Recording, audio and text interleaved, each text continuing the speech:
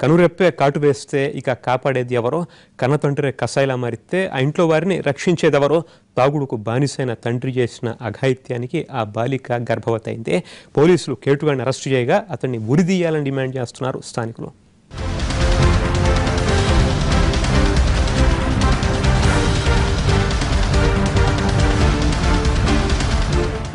తండ్రి అనే పదానికే మచ్చ తెచ్చాడు. కన్న కూతురిపైనే పశువులా ప్రవర్తించాడు.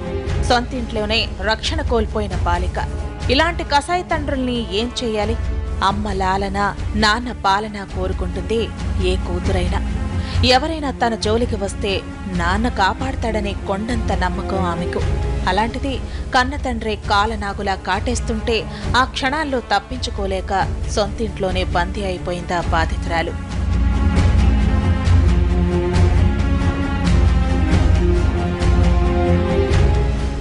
తూర్పుగోదావరి జిల్లా అంబాజీపేటలో జరిగింది దారుణం. ఇక్కడ నివసించే వెంకటేశ్వరరావు త్రివేణి దంపతులకు ఓ అమ్మాయి, అబ్బాయి. వెంకటేశ్వరరావు వడ్రంగి పని చేస్తున్నాడు. బతుకు తెరువు కోసం భార్య 2 ఏళ్ల కిందట గల్ఫ్కు వెళ్లింది.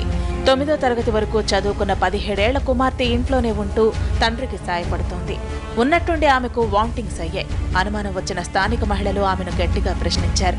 మానసిక వికలాంగురాలైన ఆమె తన తండ్రి ఏదేదో చేసేవాడని చెప్పింది. దాంతో కసాయి తండ్రి దుర్మార్గం బయటపడింది. వారం నుంచి కూతురుపై పలుమార్లు అత్యాచారానికి పాల్పడినట్లు వైద్య పరీక్షల్లో తేలింది.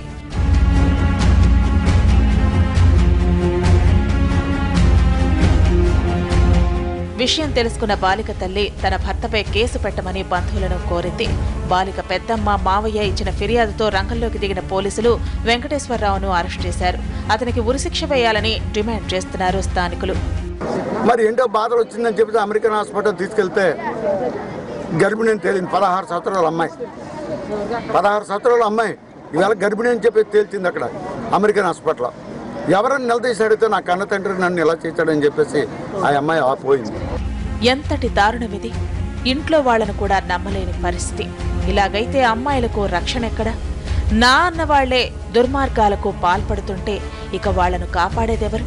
చట్టం ఒకటి ఉందని, కఠిన శిక్ష పడుతుందనే భయం, భక్తి ఉండట్లేదు నీచుల్లో. మన న్యాయ వ్యవస్థలో కాలయాపన బాధితులకు నరకయాతన మిగుల్చుతోంది.